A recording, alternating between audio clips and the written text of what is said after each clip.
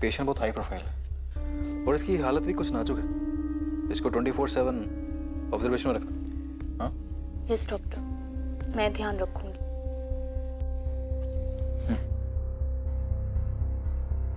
तो पूनम आगे लिस्ट में क्या है? सर थोड़ी देर पहले कोमा वार्ड में एक पेशेंट का बीपी फ्लक्चुएट हो रहा था, तो उसी को देख लेते हैं। चलो।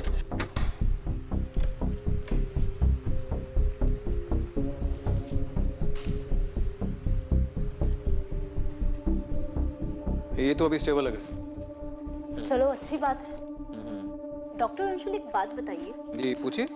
ये जो पेशेंट इतने समय से कोमा में है, क्या इन्हें एहसास होता है या फिर ये भी हमारी बातें सुन सकते हैं?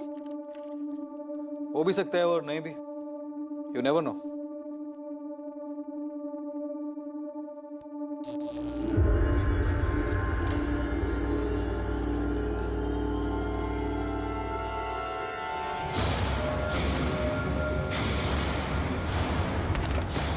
डॉक्टर अंशुल, अब तेरी बारी है। नर्स जल्दी से हेलो पेट्रोल 5 इंजेक्शन लेके आओ। जी डॉक्टर।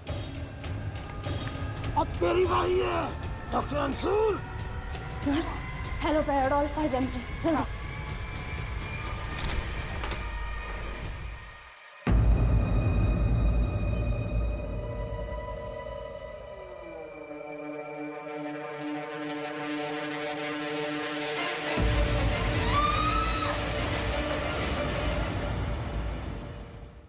अदिति, मैंने अभी डॉक्टर शर्मा से बात की, जो इस हॉस्पिटल के डायरेक्टर हैं। वो बता रहे थे कि जो सोल आई विटनेस थी, उसने कंफर्म किया कि अटैकर एक पेशेंट राजीव दावड़े है, जो पिछले कुछ 10 सालों से कोमा में था और डॉक्टर अंशुल पर अटैक करने के बाद वो फिर से कोमा में चला गया। तो ये बात तो पक्की है कि अटैक का टारगेट विक्रांत नहीं था। लेकिन सर, जब तक हम ये नहीं पता लगा लेते कि यहाँ हुआ क्या, विक्रांत, दूसरे पेशेंट्स और हॉस्पिटल स्टाफ की जान खतरे में हो सकती है। हाँ अदिति, तुम अभी से इस केस पे काम शुरू कर दो। मैं एक टीम को विक्रांत और बाकी लोगों की सिक्योरिटी के लिए बाहर पोस्ट करता हूँ। कम। जी सर, हॉस्पिटल में रहूंगी तो विक्रांत की सेफ्टी का भी ध्यान रख पाऊंगी। मेरी डॉक्टर शर्मा से बात हुई। उनका कहना है कि विक्रांत की कंडीशन स्टेबल है और जल्दी उसकी हालत में सुधार आएगा। डॉक्टर शर्मा का कहना है कि हाइपरटेंसिव एन्सेफेलोपैथी होने से हुआ है, जो सडन ब्लड प्रेशर बढ़ने से होता है। और तुम्हें तो पता है हमारे प्रोफेशन में स्ट्रेस लेवल कितना हाई है। Don't worry, he is in safe hands. वो जल्दी ठीक हो जाएगा। मैम, मैंने इतने सालों में इस हॉस्पिटल में बहुत कुछ देखा है, लेकिन इस तरह एक पेशेंट का कोमा से उठ जाना पहली बार देखा। सिस्टर, आप डरिए मत। हमें ठीक से बताइए कि आपने एग्जैक्टली क्या देखा। मैम, उस पेशेंट राजीव की आवाज अभी तक मेरे कानों में गूंज रही है। वो बस बार बार एक ही बात दोहरा रहा था, डॉक्टर अंशुल अब तेरी बारी, डॉक्टर अंशुल अब तेरी बारी। फिर क्या हुआ? फिर मैम, मुझे डॉक्टर अंशुल ने इंजेक्शन लाने के लिए भेजा और जैसे ही मैं वापस आई तब तक डॉक्टर अंशुल। ठीक है सिस्टर, आप जाइए। जी डॉक्टर।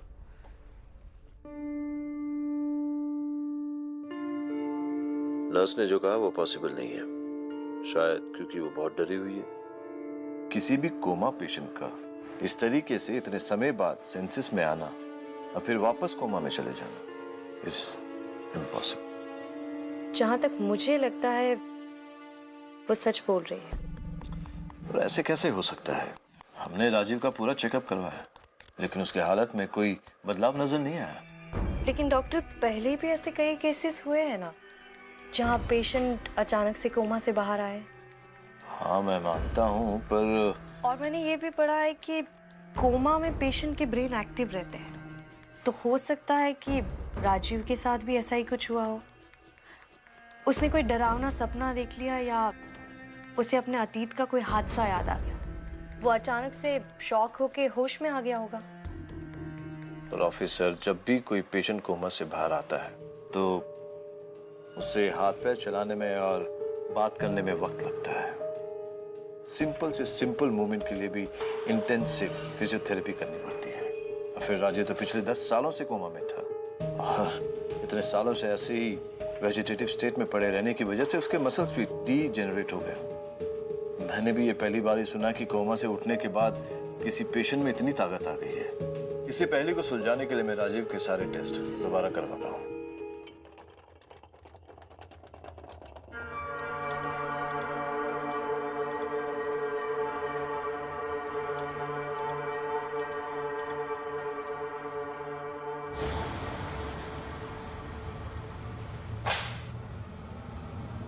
अगली बारी तेरी। छोड़ो मुझे, छोड़ो, छोड़ो, अरे छोड़ो, छोड़ो इसे, छोड़ो, छोड़ो।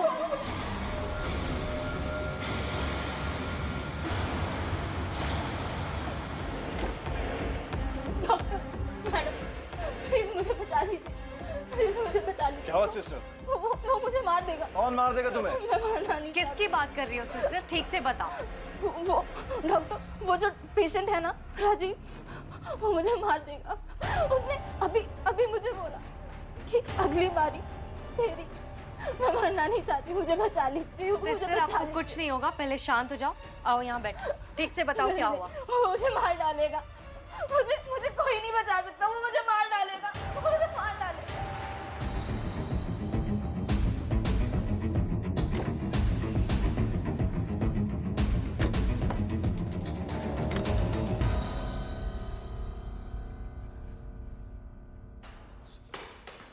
सिस्टर, सिस्टर पूनम, सिस्टर दरवाजा खोलिए। सिस्टर, सिस्टर मेरी बात सुनो, इस तरह से डरने से कुछ नहीं होगा। दरवाजा खोलो। हेलो। सर एक एक्सीडेंट का केस है, बहुत ब्लड लॉस हुआ है, आपको जल्दी आना होगा। ठीक है, तुम ऑपरेशन की तैयारी करो।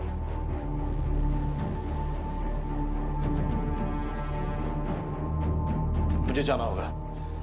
एक्सीडेंट विक्टिम में हेवी ब्लड लॉस हुआ है, मुझे जाना होगा। आप जाइए डॉक्टर, मैं यहाँ संभालूंगा। जी। पूनम, बचा लो मुझे, कोई है यहाँ पर? पूनम मेरी बात सुनो, दरवाजा खोलो। ये मुझे मार देगी।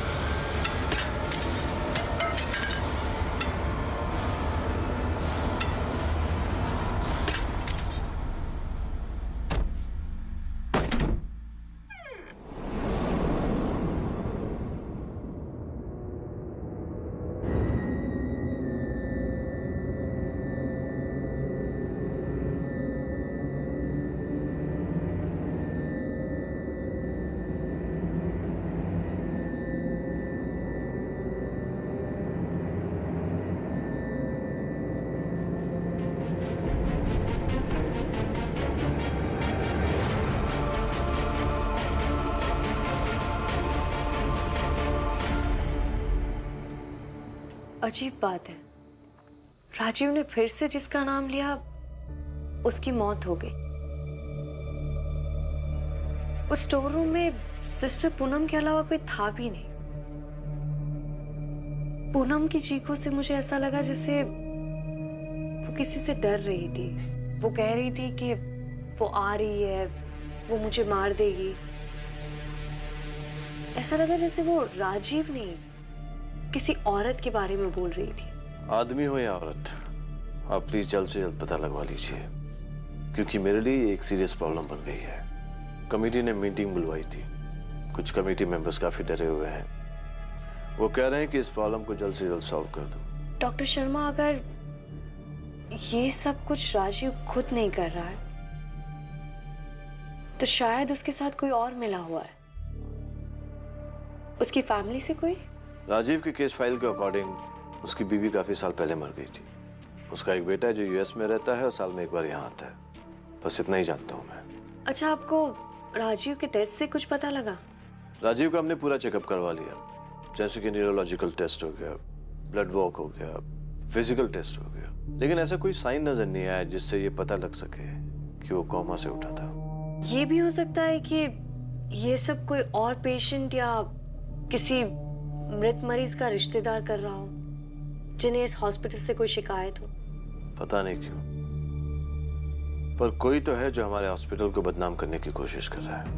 मुझे हॉस्पिटल और आपके स्टाफ के खिलाफ जितनी भी कंप्लेंट्स आई है उनकी फाइल्स चाहिए, और पिछले महीने जितने भी पेशेंट्स की डेथ हुई है उनकी फाइल्स भी चाहिए।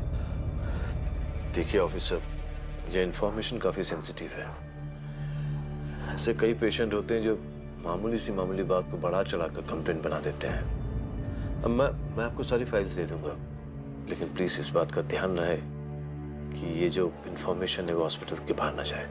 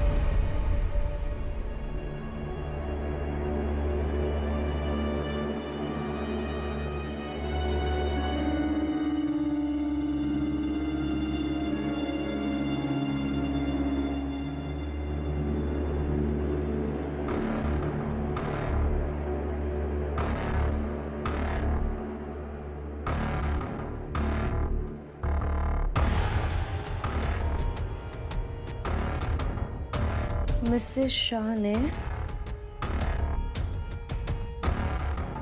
हॉस्पिटल के खिलाफ लापरवाही का केस दर्ज किया था।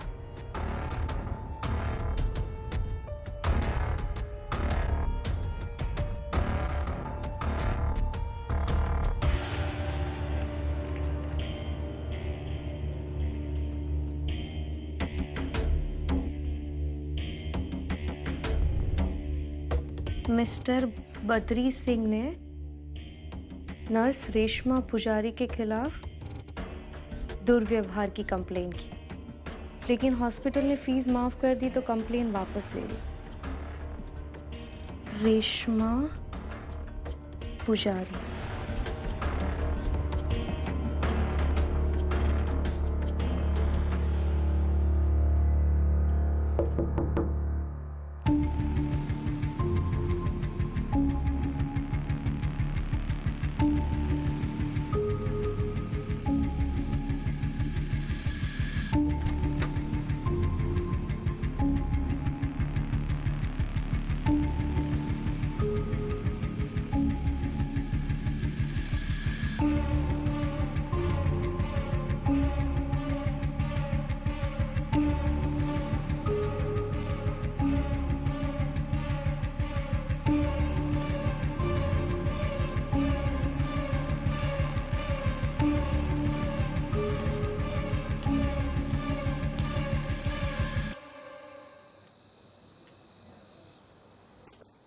यस, कम इन।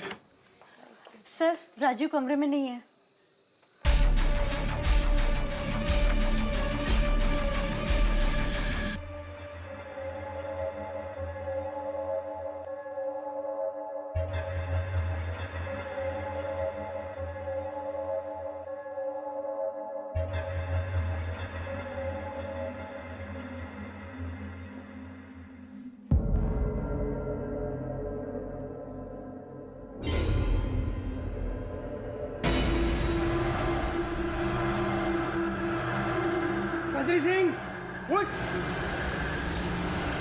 अगली बारी तेरी।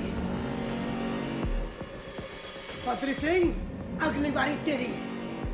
बद्री सिंह, उठ, अगली बारी तेरी है। नहीं, उठ, नहीं, अरे नहीं, सिस्टर, डॉक्टर, तूने ऊपर, अरे सिस्टर, अगली बारी तेरी। अगली बारी तेरी। क्या हुआ? सुना तुम सब लोगों ने? अगली बारी इसकी, अगली बारी इसकी है। सुना तुम लोग सब लोगों ने? अगली बारी इसकी है, अगली बारी इसकी है। डॉक्टर, ये सब क्या हो रहा है? सर, इसे जल्दी से माइल्ड सेडेटिव दो। तुम जाकर स्ट्रेचर लेकर आओ, इसे इसके रूम में पहुंचाओ।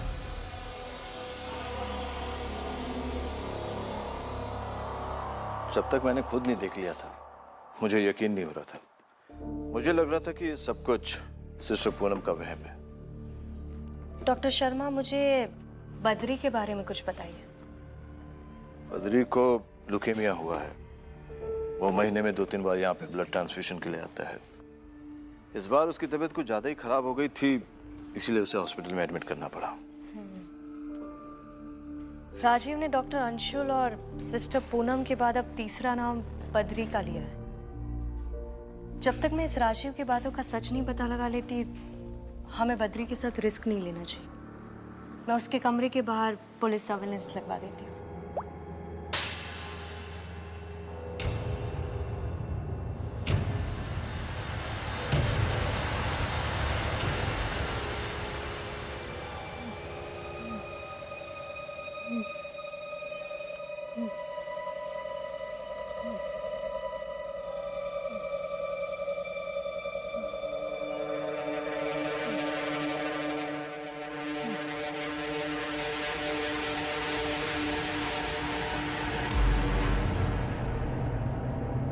मेरे पास मत आना, निकलो यहाँ से, निकलो। डॉक्टर, अरे नर्स, सिस्टर, अरे बचा लो यार, अरे बचा लो यार। डॉक्टर, मार देगी मुझे। सिस्टर, डॉक्टर, अरे बचा लो यार, मार देगी मुझे। क्या हुआ बद्री जी? मार देगी। क्या हुआ? मार देगी मुझे। क्यों चिल्ला रहे हैं आप? यहाँ तो कोई भी नहीं है। क्या हुआ? आप सो जाइए सर, अरे आपको आराम की जरूरत है, आप सो जाइए। कोई नहीं है यहाँ पे, आप शांत हो जाइए। खून कहाँ से आ रहा है? तो सो जाइए, कुछ नहीं होगा आपको, बचा लो। कुछ नहीं होगा, शांत हो। मार देगी।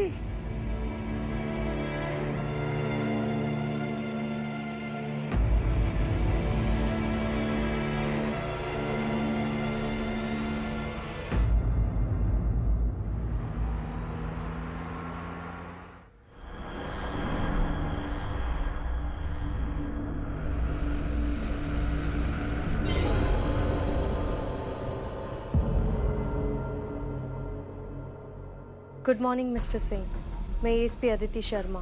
क्या हम बात कर सकते हैं? मुझे बचा लो उससे। बद्री जी, आप अपने आप को संभालिए, आपको कुछ नहीं होगा। हमने आपके कमरे के बाहर 24/7 पुलिस सर्विलेंस लगा ली है। कुछ नहीं कर पाएगी आपकी पुलिस, वो मुझे जान से मार देगी। कल रात भी वो यहाँ आई थी मुझे मारने के लिए। मार देगी? कौन? किसकी बात कर रहे हैं आप? वो नर्स, कल रात वो यहाँ आई थी, मैंने उसके खिलाफ कंप्लेन की थी। बदला लेना चाहती है मुझसे, जान से मार देगी मुझे वो। खुदा आपकी पुलिस कुछ नहीं कर पाएगी, कुछ नहीं कर पाएगी। मुझे नहीं, मैम, इनकी तबीयत बहुत खराब है मैम, प्लीज इन्हें रेस्ट की जरूरत है मैम। प्लीज आप बाद में पूछताछ कीजिए, प्लीज मैम, प्लीज।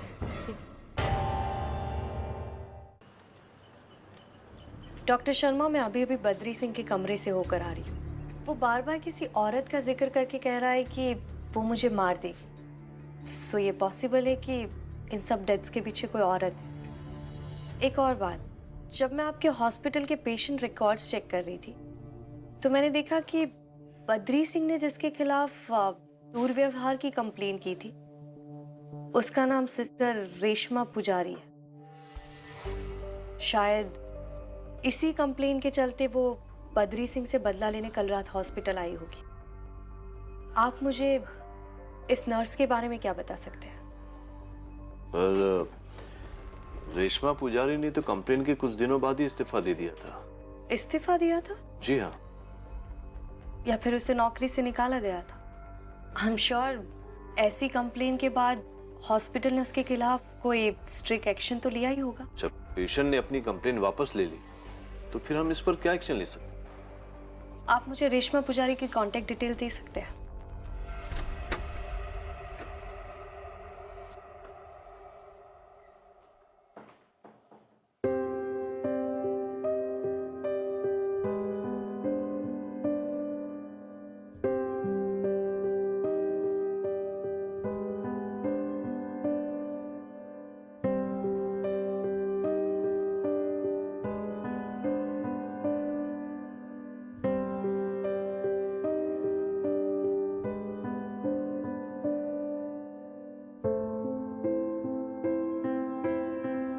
विक्रांत, आज मैं बहुत सारी शिकायतें लेकर आई हूँ जो तुम्हें सुननी पड़ेगी।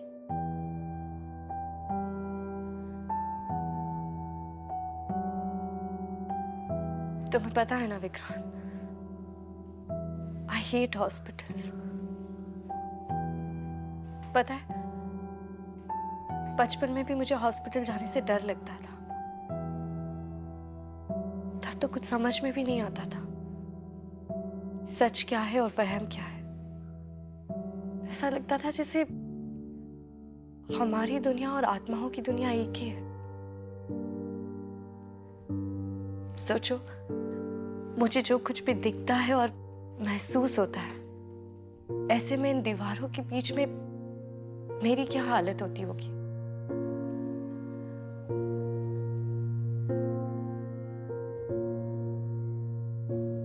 बस विक्रांत, अब उठ जाओ। मेरी ऐसी हालत हो गई कि आजकल मैं तुम्हारे सड़े हुए जोक्स पे मिस करती हूँ।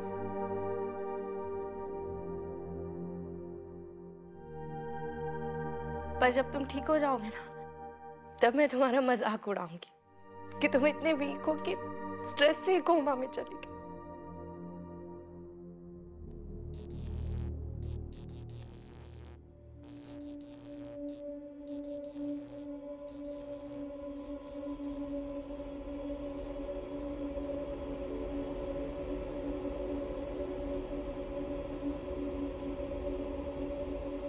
नर्स, आप कब आई? कुछ काम था आपको?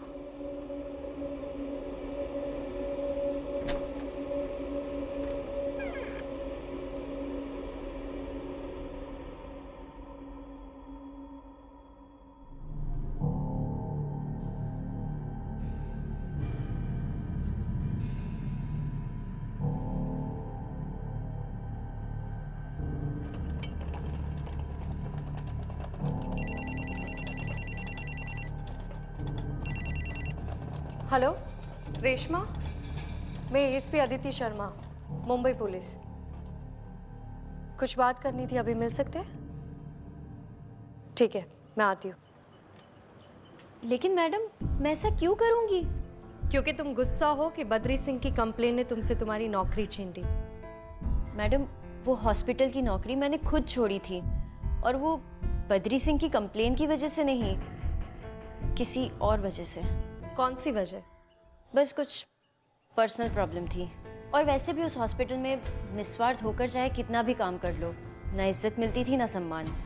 और अगर पेशेंट की देखभाल में थोड़ी सी भी लापरवाही हो जाती थी, चाहे वो डॉक्टर की ही क्यों ना हो, सारा आरोप नर्स पे ही लगता था। ऐसी जगह पर काम करने का मेरा मन नहीं था, इसलिए मैंने उस हॉस्पिटल की नौकरी छोड़ दी। रेशमा, बद्री सिंह ने खुद तुम्हारा नाम लिया था। उसने कहा कल रात तुम हॉस्पिटल आई थी उसकी जान लेने।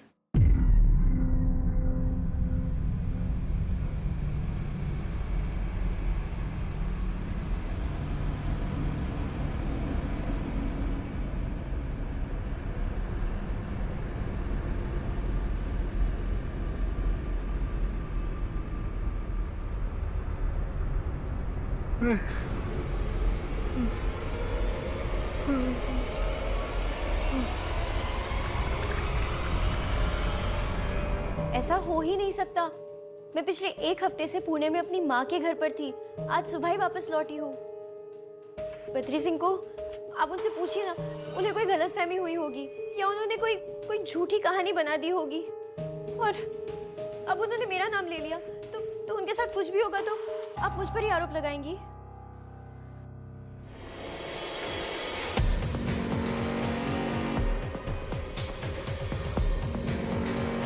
मुझे माफ कर दो, मुझे मत मार, मुझे माफ कर दो। अगर तुमने कुछ किया ही नहीं है तो तुम्हें डरने की जरूरत नहीं है। हम तहकीकात किए बिना किसी पर भी आरोप नहीं लगाते। पुलिस का काम ही तो सच का पता लगाना है।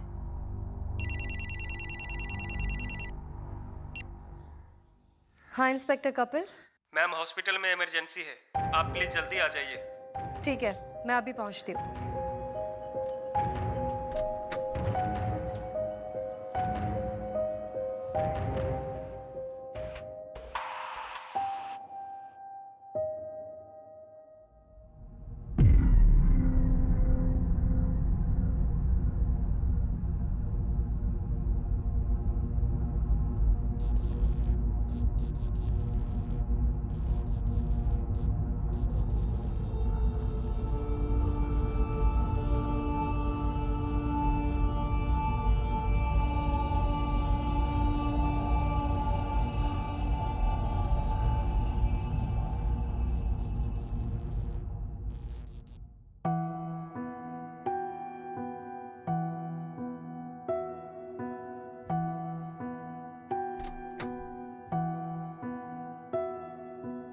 सर, राजीव ने अब तक जिस चीज का नाम लिया सबकी मौत हो गई। ये केस तो और भी पेचीदा होता जा रहा है, कुछ भी समझ में नहीं आ रहा।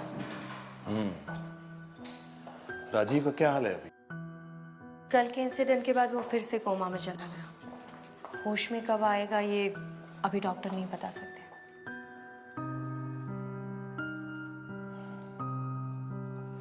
अदिति, आई नो कि बद्री की डेथ एक बहुत ही अननेचुरल तरीके से हुई है,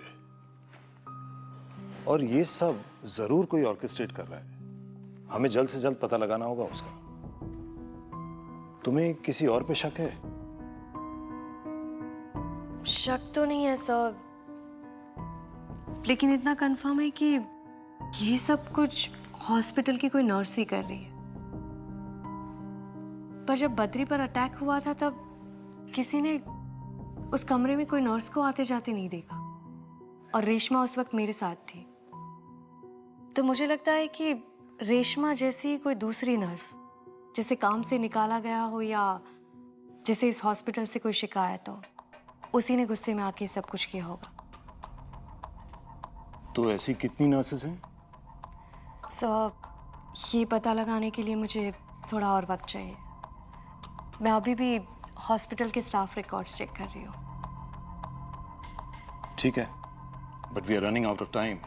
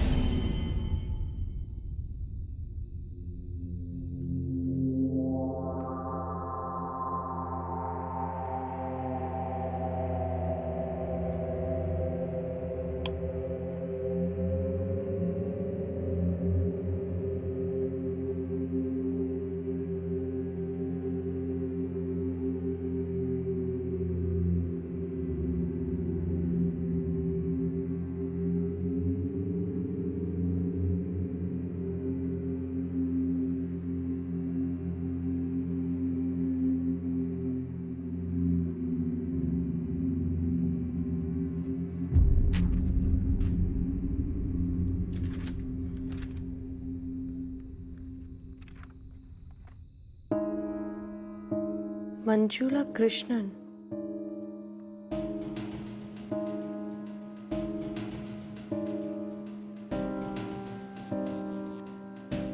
वही है जो मुझे विक्रांत के कमरे में दिखी थी।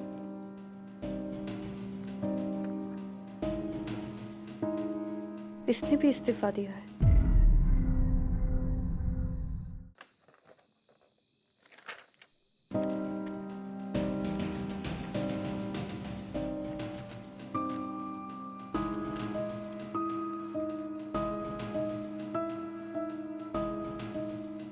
कल्पना शाह के कंप्लेन के एक दिन बाद और रेशमा पुजारी के इस्तीफा के एक दिन पहले।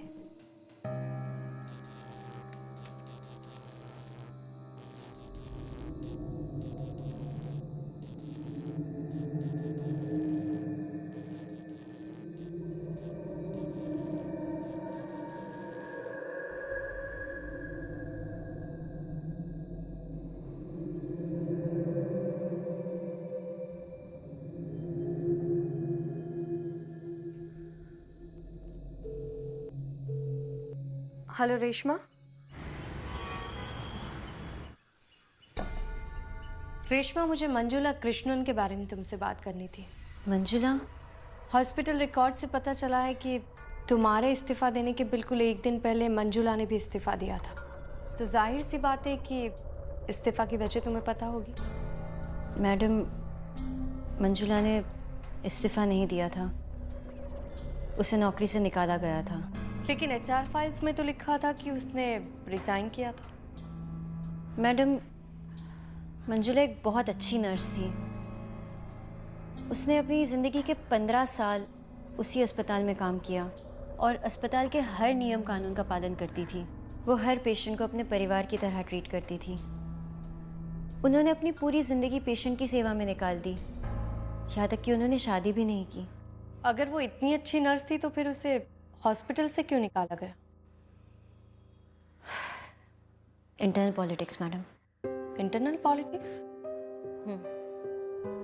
सुनने में आया था कि मिसेस शाह का अपेंडिक्स ऑपरेशन हुआ था, लेकिन सर्जरी के बाद भी उनकी तबीयत बिगड़ती गई। इस वजह से उनके परिवार वाले डॉक्टर शर्मा से बहुत नाराज़ थे और उन पर भड़क रहे थे। उसके बाद क्या हुआ? उसके बाद तो उस केस के बारे में कभी कुछ सुना ही नहीं, बल्कि ये सुनने में आया कि मंजुला ने NICU से एक बच्चे को चुराने की कोशिश की, जिसके चलते उसे हॉस्पिटल से बेइज्जत करके निकाल दिया और तो और उनके नर्सिंग का लाइसेंस भी कैंसिल करवा दिया। और वो इस्तीफा जो आप बोल रही थी, क्या पता शायद वो नकली हो या फिर उनसे ज़बरदस्ती साइन करवाया हो। रेशमा, मैंने मंजुला को कांटेक्ट करने की कोशिश की, फ़ोन बंद आ रहा है, घर पे भी ताला लगा हुआ है। तुम्हें कोई आइडिया है कि अभी वो कहाँ मिलेगी? नहीं मैडम, उस हादसे के बाद मेरी भी कभी मंजुला से बात नहीं हुई।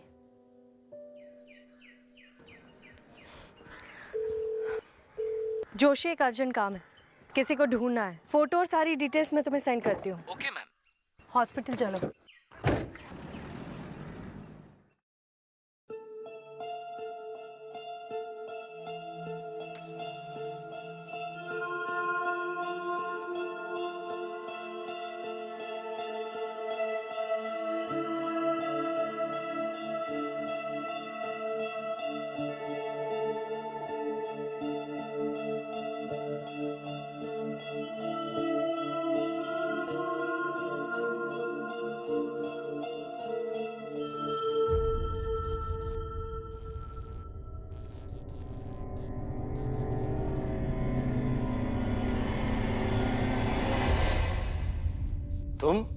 तुम यहाँ क्या कर रही हो? तुम्हारी हिम्मत कैसी यहाँ आने की है? चलो निकलो यहाँ से। मैंने कहा निकलो यहाँ से।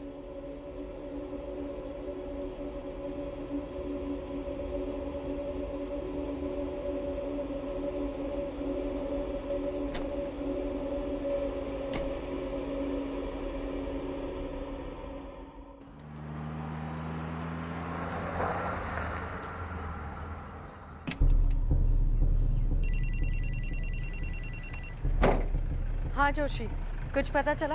मैम, 4 दिन पहले अक्सा बीच पे एक बॉडी मिली थी। मैंने मुर्दाघर में जाके चेक किया, वो लावारिस लाश मंजुला की थी। खुदकुशी का केस लगता है।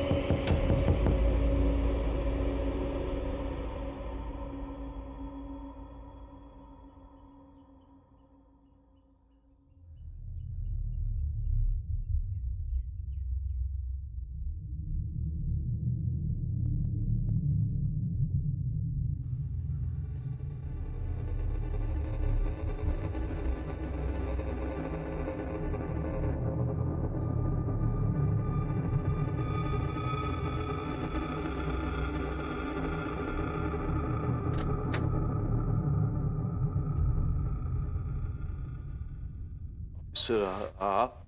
बात कर सकते हैं हम? जी हाँ, आइए।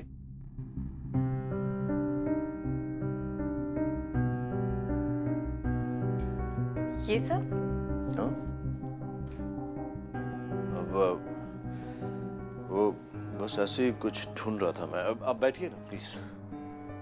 Please have a seat.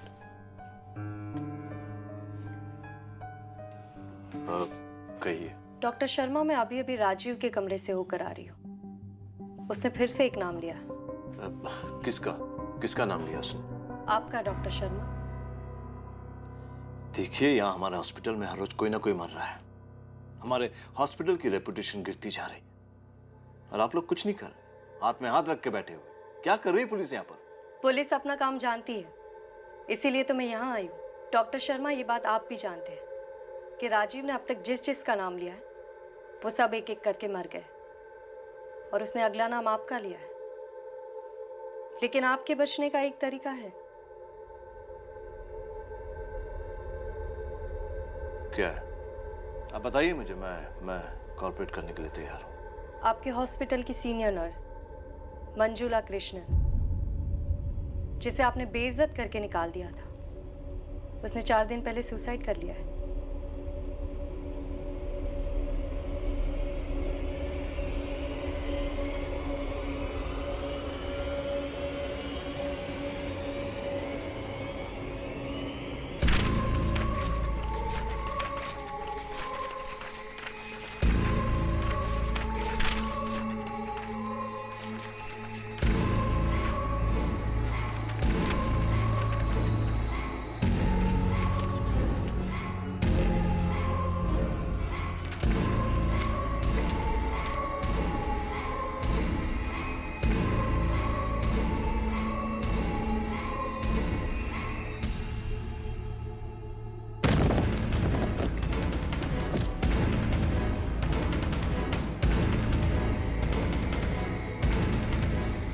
Officer, मुझे जाने दीजिए प्लीज। वो मुझे मार देगी। उसने सबको मारा, मुझे भी मार देगी। मुझे जाने दीजिए। डॉक्टर शर्मा, आप मेरी बात सुनिए। मंजुला आपको कहीं नहीं जाने देगी। आपको यही इसी रूम में सब कुछ सच सच बताना होगा।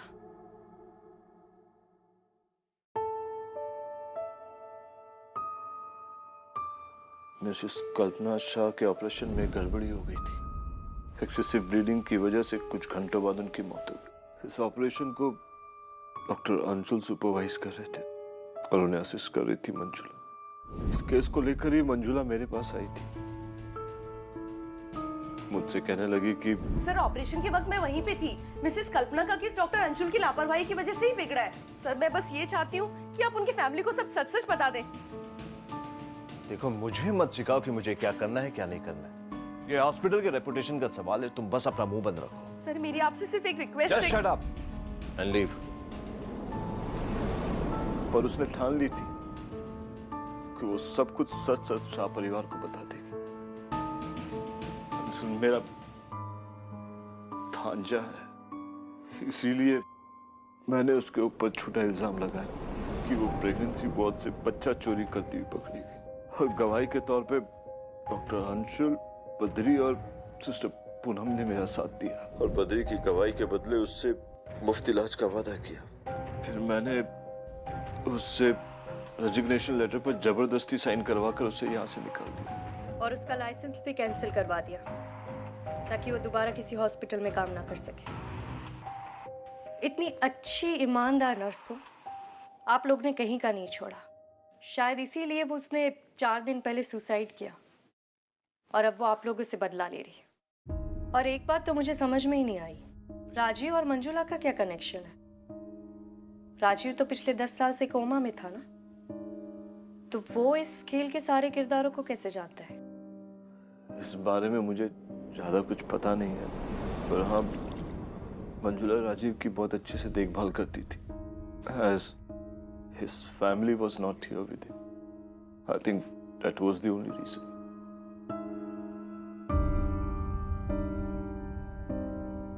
काश अभी मंजुला जिंदा होती तो मैं उसके सामने हाथ जोड़कर उससे माफी मांग लेता। चलिए डॉक्टर,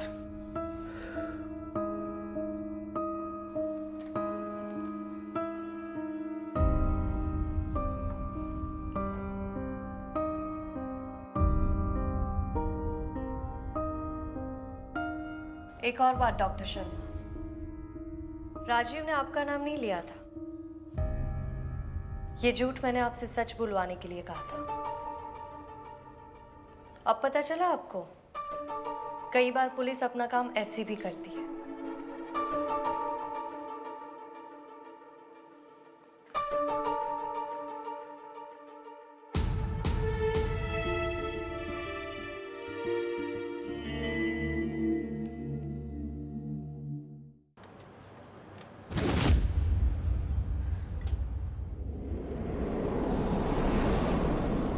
अदिति, विक्रांत ने एक मैसेज भेजा है। विक्रांत ने? विक्रांत ने कहा है कि इस लड़ाई में उसकी कोई मदद नहीं कर सकता।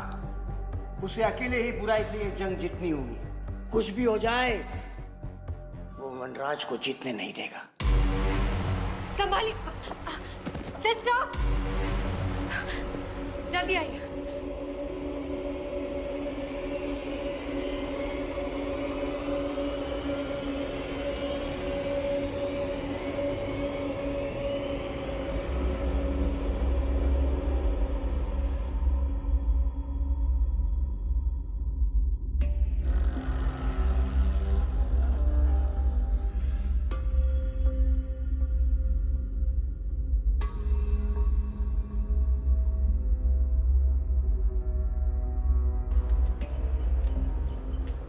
राजीव की बातें मेरे कानों में गूंज रही है सर। जब से उसने वनराज का नाम लिया है, मुझे विक्रांत के लिए डर लग रहा है। और विक्रांत इस हालत में है। आदिति, हिम्मत मत हारो। मुझे यकीन है तुम्हारे होते हुए विक्रांत को कुछ नहीं होगा। बुराई पर हमेशा अच्छाई की जीत होती है। And we are the good guys, right? Come on, बाकी लाओ। जब तक विक्रांत पूरी तरह ठीक होकर वापस नहीं आता, तब तक सब कुछ तुम्हें ही संभालना है। ओके?